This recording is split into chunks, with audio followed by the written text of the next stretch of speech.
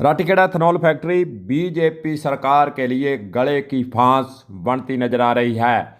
वहीं दूसरी ओर श्रेय लेने की होड़ भी यहां पर मची हुई है। आखिरकार एथेनॉल फैक्ट्री का नतीजा, एथेनॉल फैक्ट्री के बारे में कब इसका चैप्टर होगा बंद, यह अभी सोच का विषय बना हुआ है।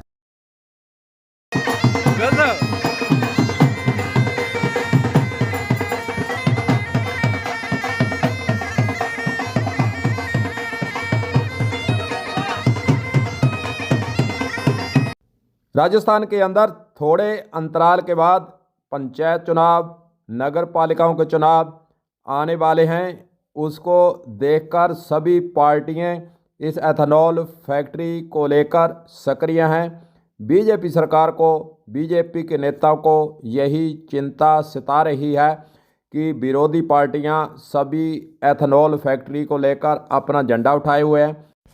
इसलिए तो संघर्ष समिति की जब बैठक कलेक्टर की अध्यक्षता में कलेक्ट्रेट में बुलाई गई तो उसमें बीजेपी के नेता वहां पर इस फोटो के अंदर शरीक होते नजर आ रहे हैं और श्रेय लेने की होड़ अब हनुमानगढ़ जिले के अंदर इस राठीखेड़ा एथेनॉल फैक्ट्री को लेकर मची हुई है। बीजेपी सरकार को अगर थोड़ी बहुत समझ होती तो 10 दिसंबर को जब इतना वहाँ पर हल्ला बोल कार्यक्रम हो चुका था, नुकसान हो चुका था और प्राइवेट फैक्ट्री को लेकर बीजेपी सरकार सक्रिय थी, लेकिन उस वक्त ऑर्डर एक निकालकर जो कमेटी अब बनाई गई है वह 10 दिन के अंदर यहाँ पर जांच करने के लिए आ जाती और किसानों को अपने इस जांच के बारे में बता देती, किसानों से बातचीत करती, जितने भी किसान संगठन हैं, पार्टी चाहे कोई भी हो, उनसे मिलती, अपने जो आदेश के अंदर वे करना चाहते थे इसको बताते और किसानों के साथ समझाइश करते। तो यह जो 17 दिसंबर 2025 को बड़ी महापंचायत हो रही है, शायद यह आगे खिसक जाती या फिर टल जाती या फिर किसान थोड़ा इंतज़ार करते कि चलो कमेटी को देख लेते हैं कि इस फैक्ट्री को लेकर कमेटी क्या रिपोर्ट देती है। लेकिन बीजेपी सरकार के द्वारा अब 17 दिसंबर की जो महापंचायत बड़ी होने वाली है, सभी विरोधी पार्टियां इसके अंदर जुटी हुई हैं, लगी हुई हैं और ज़्यादा से ज़्यादा किसानों को, आम जो लोगों को इससे जोड़ने का प्रयास कर रही है।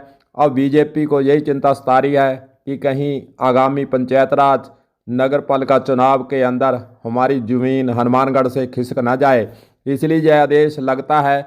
जानकर यही बता रहे हैं कि यह आदेश कमेटी का निकालना और ठंडे छिट्टे देना प्रयास बीजेपी कर रही है, लेकिन जो एथेनॉल फैक्ट्री, जो प्राइवेट फैक्ट्री है, उसको लेकर वह बीजेपी सरकार के नेता सक्रिय क्यों हैं?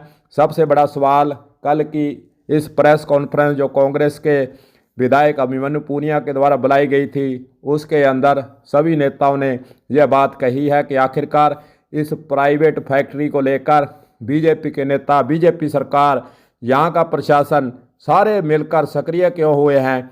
सरकारी फैक्ट्री होती तो समझ में आता, लेकिन प्राइवेट फैक्ट्री से उनको क्या लेना देना है?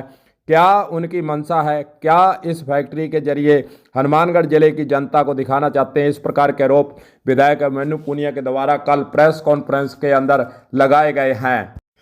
जो आदेश कमेटी बनाने का, इस एथेनॉल फैक्ट्री की जांच करने का, प्रदूषण को लेकर, पानी को लेकर बनाई गई है, उसके पीछे अगर हम प्रशासनिक बिंदु को देखें तो जब कोई भी गले की फांस समस्या बन जाती है, उससे छुटकारा कैसे पाया जाए, उससे पीछा कैसे छुड़ाया जाए, उसके लिए एक तरीका ढूंढना जरूरी होता है, जो कि प्रशासनिक दृष्टि से अगर इस बिंदु को देखें, इस आदेश को देखें, तो यह जरूर मानना हमें पड़ेगा कि कमेटी जो रिपोर्ट देगी, हो सकता है बीजेपी सरकार अब घबराकर इस फैक्ट्री को बंद करने, एमओयू को जो है रद्द करने का आदेश भी जारी कर दे, लेकिन कमेटी की जांच के बाद होगा।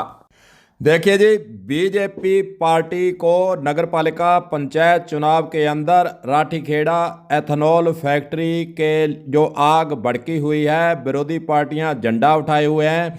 अगर यह आग शांत नहीं हुई और फैक्ट्री का एमओयू, जहाँ कोई इसका सही रास्ता, किसानों की समझाइश और किसानों को बीच में लेकर विरोधी पार्टियों को बनाकर अगर रास्ता नहीं निकला तो नगर पालिका पंचायत चुनाव में बीजेपी पार्टी को नुकसान होना तय माना जा रहा है। जानकार यही बता रहे हैं।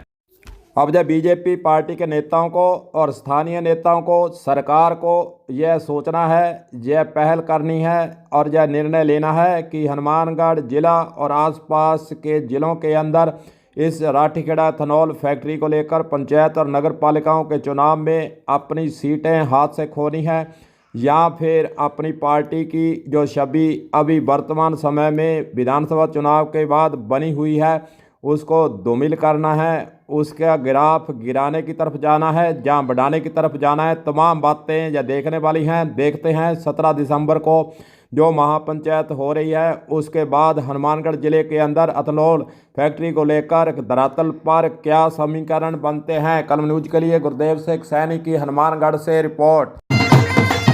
वाह यार, गजब गजब।